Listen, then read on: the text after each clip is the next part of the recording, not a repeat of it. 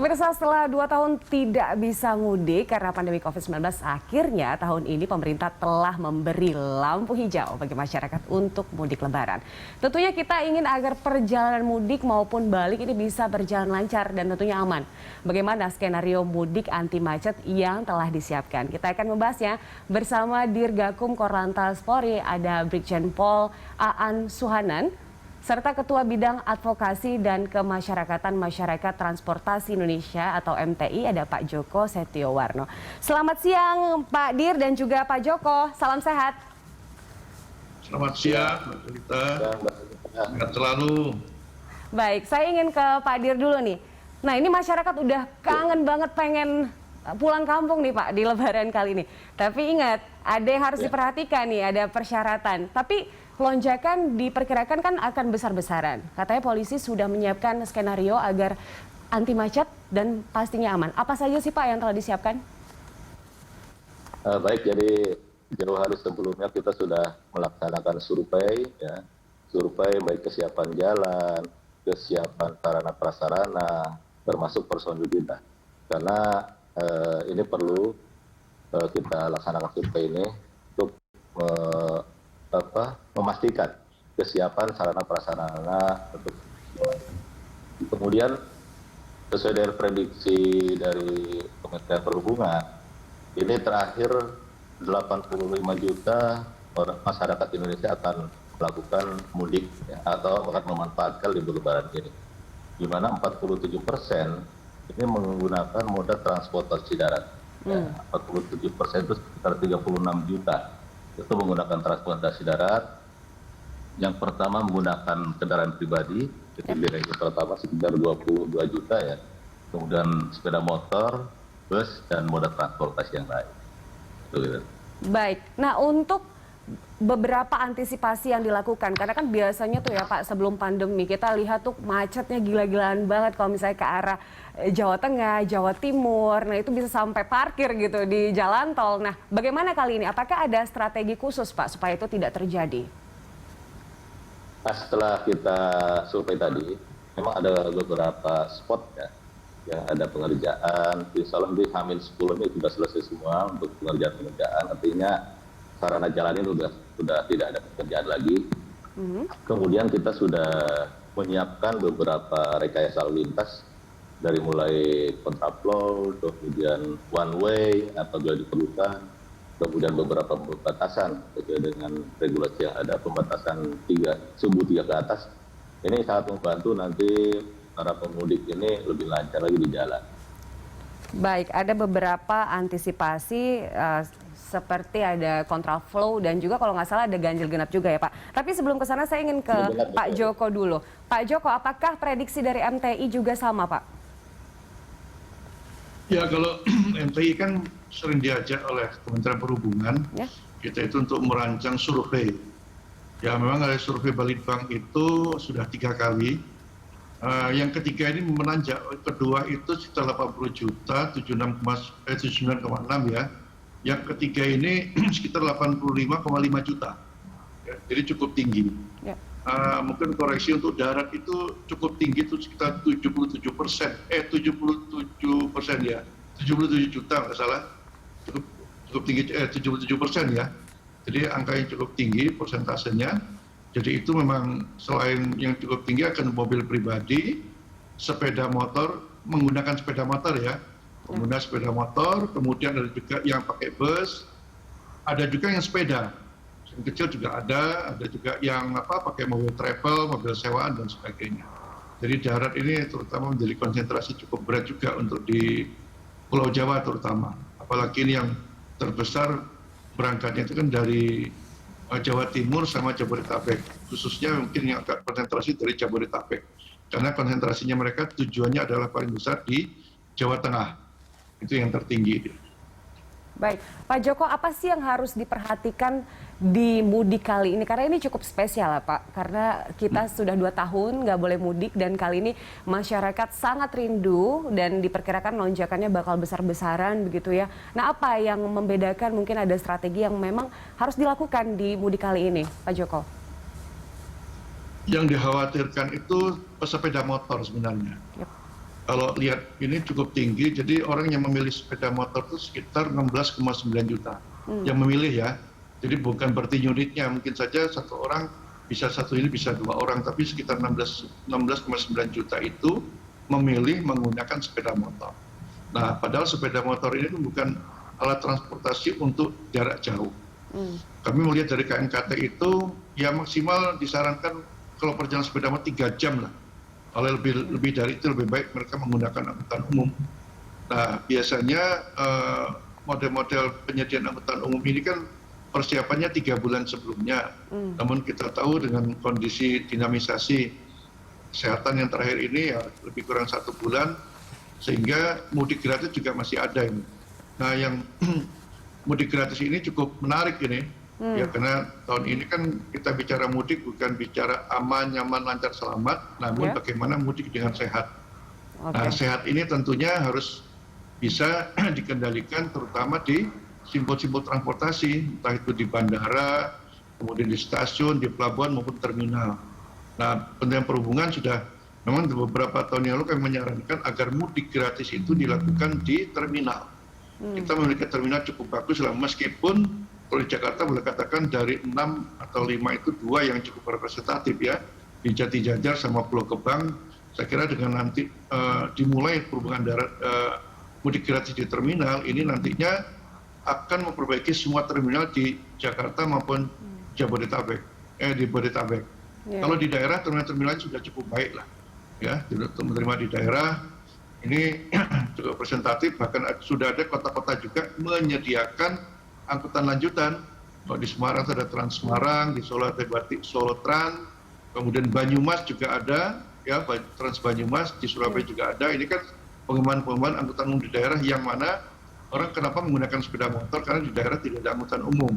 Namun sekarang pemerintah sudah menyediakan itu, harapannya sepeda motor juga ini beralih lah menggunakan angkutan umum.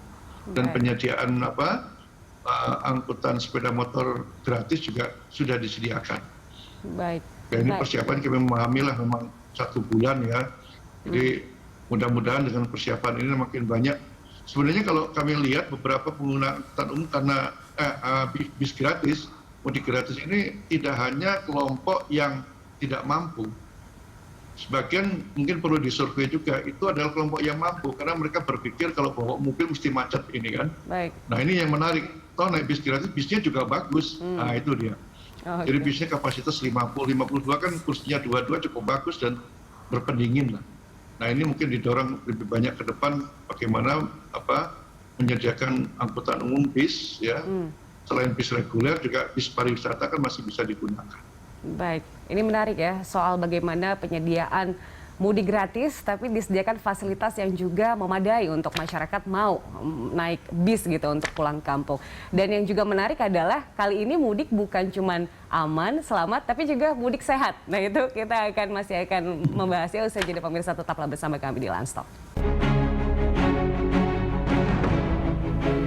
Pemirsa, Kakor Lantas Polri Irjen Pol Firman Santiabudi menyebut skenario one way akan dilakukan mulai 28 April hingga 1 Mei untuk arus mudik dan 6 hingga 9 Mei dini hari untuk arus balik. Petugas akan mensterilkan jalur 2 jam sebelum dan setelah one way diterapkan. Berikut jadwal penerapan one way mudik 2022.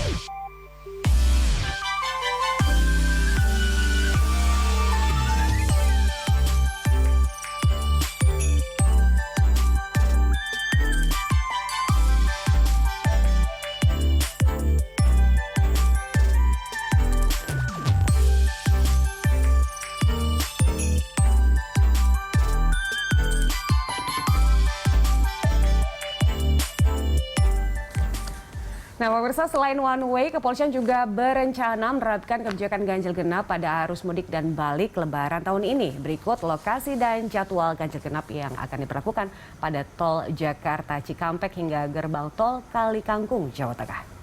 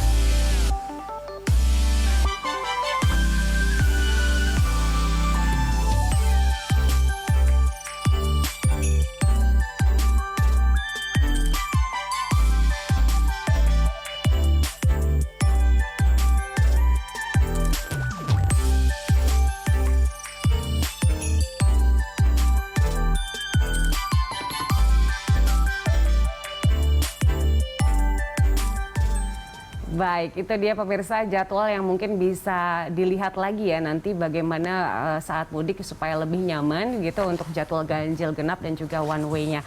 Kita lanjutkan dialog kita, saya ingin ke Pak Dir Gakum dulu. Pak Dir, nah ini kan tadi berdasarkan hasil survei bersama dengan Kementerian Perhubungan juga Pak Joko mengatakan bahwa banyak juga yang memilih menggunakan motor. Dan ini juga agak bahaya nih karena motor katanya risikonya lebih besar juga. Dan juga rentan kecelakaan, potensi kecelakaannya lebih besar begitu Pak. Apakah juga ada strategi untuk bisa mengamankan pemudik yang menggunakan motor Pak?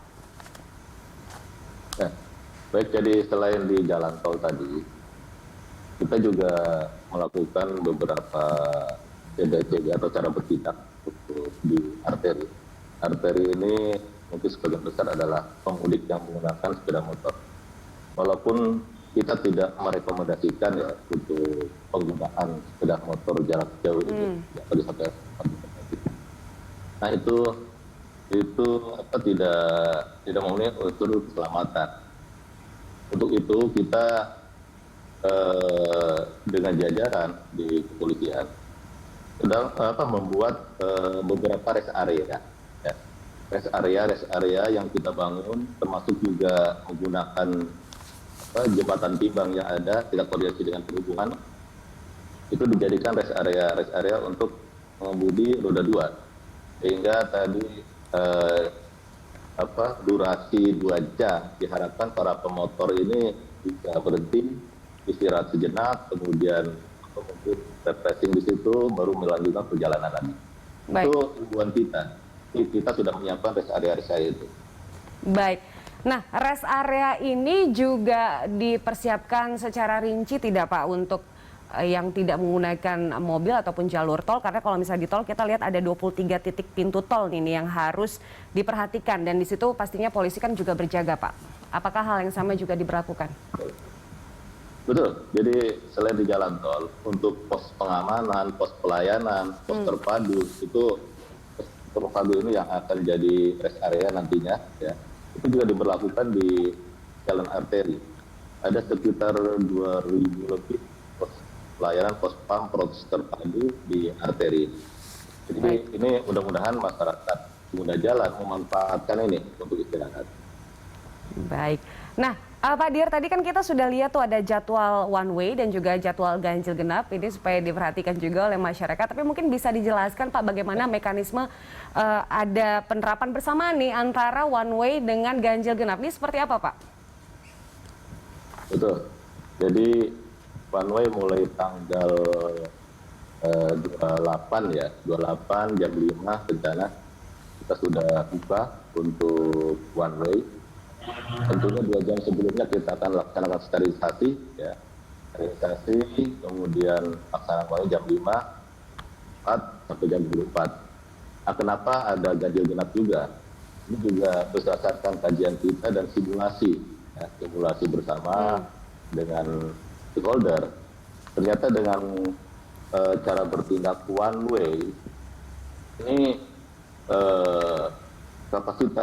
volume kapasitas radio di jalan tol ini masih sangat tinggi, artinya masih di atas 1 rasionya. Sehingga kita harus melakukan rekayasa lagi, yaitu dengan melaksanakan ganjil genap. Ini kalau kita lihat ada di angka 0,63, artinya ini roda berputar dengan menyertakan atau tadi one dengan ganjil genap ini. Sehingga diharapkan ini betul-betul bisa impact-nya di jalan bisa betul-betul bisa berputar rodanya, tidak stuck nanti di tol ini. Oke, tentunya sangat bergantung Jadi, juga bagaimana situasi di lapangan juga ya Pak ya? Tentu untuk pelaksanaan one way maupun ganjil genap ini kita sangat situasional ya. Apabila tadi kan dibatasi sampai jam 24 ya. Apabila jam 24 ini masih padat bangkitannya, itu mungkin bisa saja diteruskan sampai dini hari.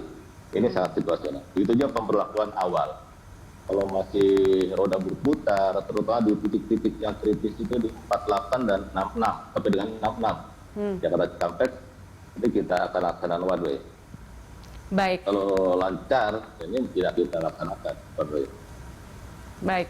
Saya ingin ke Pak Joko nih, Pak Joko, bagaimana melihat yang telah disiapkan ini? Ada kebijakan yang telah disiapkan yaitu one way dengan ganjil genap dan bahkan ada yang dilakukan juga secara bersama nantinya kalau memang memungkinkan situasinya.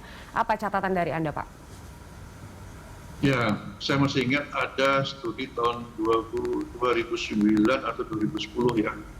Itu untuk Pulau Jawa itu kalau mau lancar pada saat Lebaran dia butuh 8 lajur. Nah, itu kajian tahun 2010 saya masih ingat gitu ya. 8 lajur, padahal kita sekarang sudah punya 8 lajur sebenarnya. Pantura, ya sama-sama jalan tol. Namun kan tidak mungkin semuanya 8 lajur suruh digunakan semua, yang balik susah nanti kan. Nggak mungkin lah. Jadi salah satu alternatifnya mungkin pengalaman 2 tahun 2018, 2019 adalah ya rekayasa lalu lintas yang ada di jalan tol. Itu bisa dilakukan.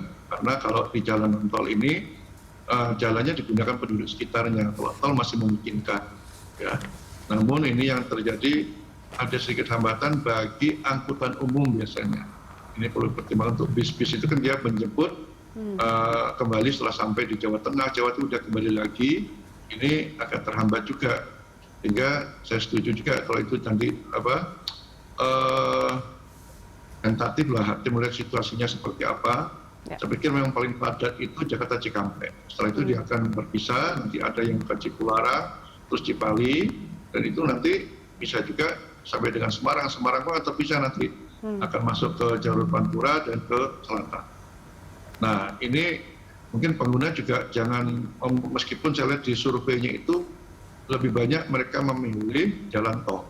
Padahal 2009 kami punya pengalaman justru melewati jalan non tolnya itu lebih lancar dibanding jalan tol. Nah, informasi ini yang harusnya diberikan pada masyarakat sehingga mereka bisa tahu. Atau sekarang juga kalau ke selatan mereka bisa memecah ke jalan selatan, jalur selatan juga cukup baik. Dan informasi mungkin kalau dia sudah cukup padat ya bisa dikeluarkan lewat tol aja sehingga tidak menumpuk di jalan tol. Dan pengalaman 2018 itu di jalan tol ternyata bahu jalan itu untuk istirahat. Nah, ini yang harus diedukasi karena rest area yang ada di seluruh jalan tol tidak bisa menampung pengguna jalan tol. Ini harus diberitahu kepada masyarakat sehingga kalau mereka lelah jangan melihat jalan tol, keluar saja lah. Nah, ini Pemda bisa menyiapkan beberapa rest area temporary sekitar pintu keluar itu.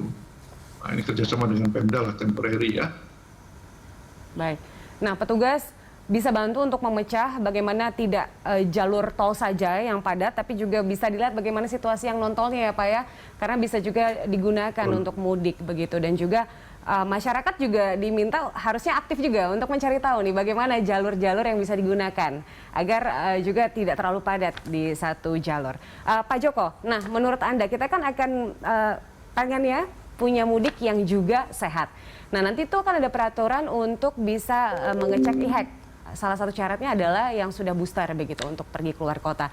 Apakah menurut Anda ini potensi untuk kemacetannya juga ada atau seperti apa Pak? Ya, kalau e-hack itu diperiksa di simbol-simbol nggak jadi masalah. Ya, tadi saya bilang kalau mereka naik di terminal, di bandara, ya cuma antriannya aja kan.